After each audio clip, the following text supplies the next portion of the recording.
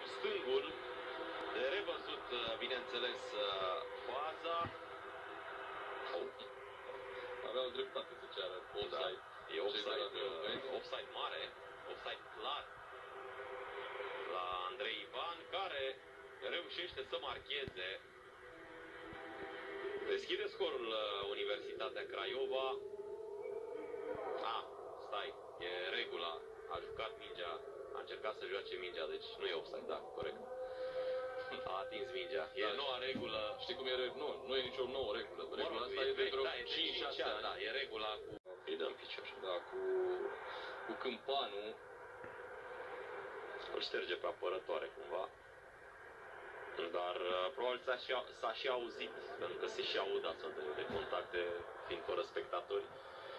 Da, nu avea cum să se înșele Ionuț Coza.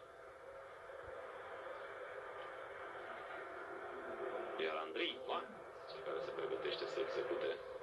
Să facă dubla, să devină cel mai bun marcator al Craiovei în acest sezon, peste Jovan Markovic. Între el și cel de-al 6-lea gol al sezonului nu stă decât Răzvan Ducan. Minutul 20, după un sfert de oră destul de complicat, în care Mioveniul ratase cea mai mare ocazie, decât Universitatea Craiova e gata să-și dubleze avantajul. Andrei Ivan, gol! 2-0 pentru Universitatea Craiova. Să fluiera, cred că oricine l-a dat are dreptate, l-a ținut Caruti acolo pe... Ține și Colici se oprește și dă și peste picioare. Acum să vedem. Îi dă și galben sau... Galben ar trebui, pentru că nu avea mingea sub control. Nu se știe dacă i-ar fi venit, dacă era o fază așa pentru ținere, dacă consider că era o fază imediată de roșu ținerea. De asta. Da. Mă întrebam dacă îi dă sau nu galben.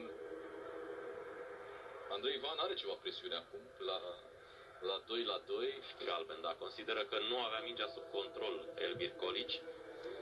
Și ca atare nu e o fază iminentă de a înscrie, de aceea doar cartonaș galben pentru fundașul Mioveniului, care nu a protestat prea tare, semn că se simte vinovat. Ce greșeli individuale fac cei de la Mioveni, care sabotează cumva jocul colectiv.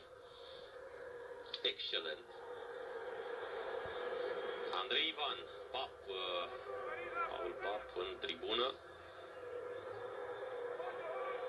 Să vedem, Andrei Ivan o poate readuce pe Universitatea Craiova în avantaj dacă transformă acest penalti. Andrei Ivan trage gol! Schimbă colțul Andrei Ivan.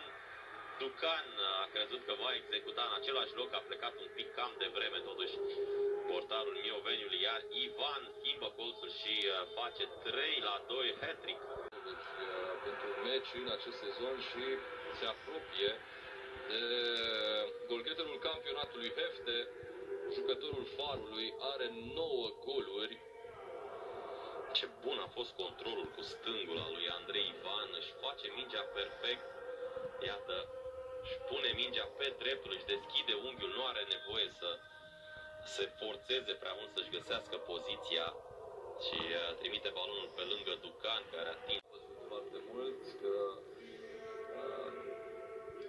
nu s-a remarcat cu nimic, însă aceste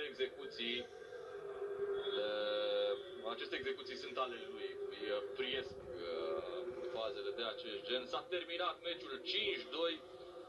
Universitatea Craiova, CS Mioveni, evident omul meciului, Andrei Ivan, a marcat 4 dintre cele 5 goluri ale